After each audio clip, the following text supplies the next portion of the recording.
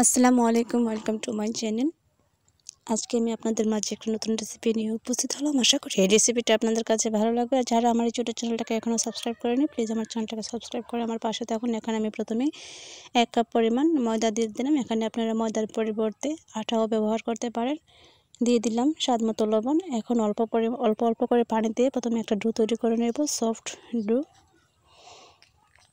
যারা আমার এই ছোটো চ্যানেলটাকে সাবস্ক্রাইব করে আমার পাশে আছেন তাদেরকে অসংখ্য ধন্যবাদ।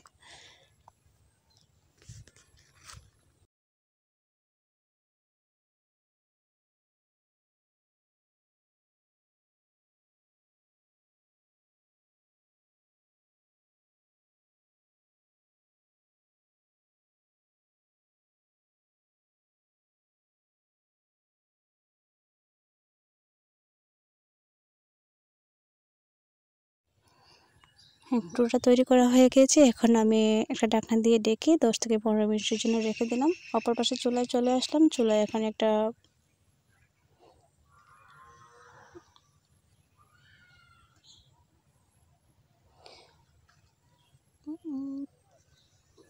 মাংস দিয়ে একটা মাংসের কিমা তৈরি করে নেব। তো দিয়ে দিলাম সরিষার তেল, আর দিয়ে দিলাম পেঁয়াজ কুচি পরিমাণ মতো। এখানে আমি একটা পেঁয়াজে একটা দিয়ে আরও অর্ধেকটা দিয়ে দিয়েছি।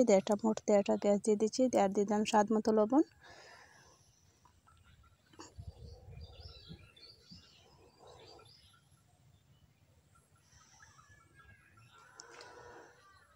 মশলাগুলোকে একটু ভেজে নিচ্ছি। দিয়ে দিলাম 1 চামচ মতো রসুন বাটা।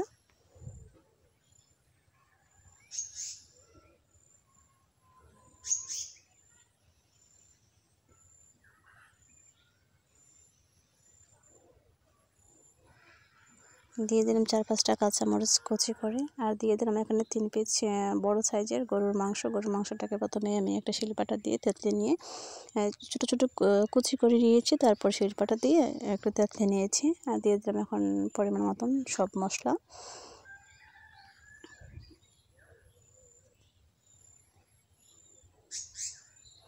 এখানে মশলা বলতে আমি হলুদের গুঁড়ো, ধনিয়ার গুঁড়ো, জিরের গুঁড়ো, ভাজা জিরের গুঁড়ো দিয়ে দিয়েছি। আর যে গরম মশলা প্যাকেট সেটা গুঁড়ো করে দিয়ে দিয়েছি। মশলা সাধারণত গরুর মাংস রান্না করতে আমাদের যে মশলা লাগে সেই মশলাগুলো অ্যাড করেছি।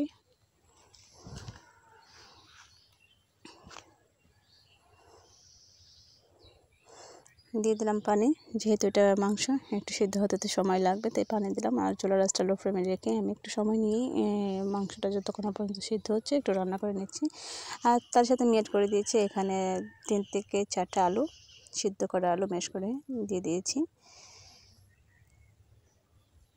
তো মাংসগুলো সিদ্ধ হয়ে গেছে। এখন পানিটা শুকিয়ে গেলেই এর মধ্যে আমি অ্যাড করে নেব চিলি ফ্লেক্স।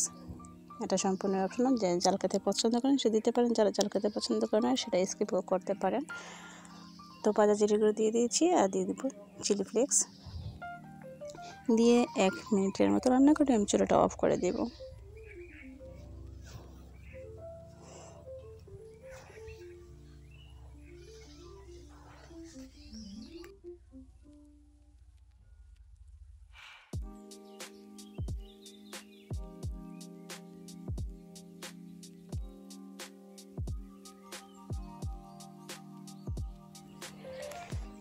এখন সবগুলো দুধটাকে আবার একটু মতে নেব। মতে নিয়ে ছোটো ছোটো স্লাইস করে ছোটো ছোটো রুটি বেলে নেব। বেলে নিয়ে আমি এই পিঠাটা তৈরি করে নিচ্ছি। আর খেতে ভিউয়ার্স সত্যি দারুণ হয়েছে, আমার কাছে অনেক ভালো লেগেছে। অবশ্যই আপনারা বাসায় ট্রাই করবেন। অল্প উপকরণ দিয়ে দারুণ সাথে একটা নাস্তার আইটেম। এটা আপনারা বিকালে বা বাচ্চাদের টিফিনও দিতে পারেন চাইলে। তো এক এক করে আমি সবগুলোকে সব পিঠা একই প্রসেসে বানিয়ে নেব। তারপর চুলায় চলে গিয়ে একটু ভেজে নিব। ভেজে নেওয়ার পর গরম পরিবেশন করে নেব। অবশ্যই আপনারা এটা গরম পরিবেশন করার ট্রাই করবেন। তো ভিউয়ার্স সবাই ভালো থাকবেন, সুস্থ থাকবেন। আমি ভয়েসটা দিচ্ছি না, একটু প্রবলেম আছে।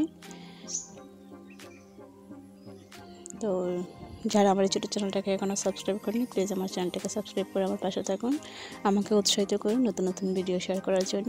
তো যারা আমার ছোটো চ্যানেলটাকে সাবস্ক্রাইব করে আছেন তাদেরকে অসংখ্য অসংখ্য ধন্যবাদ। প্লিজ সবাই ভিডিওটা দেখুন, শেয়ার করুন, লাইক করুন, কমেন্টস করুন, আপনাদের মূল্যবান মতামত কমেন্টস বক্সে জানিয়ে দেবেন।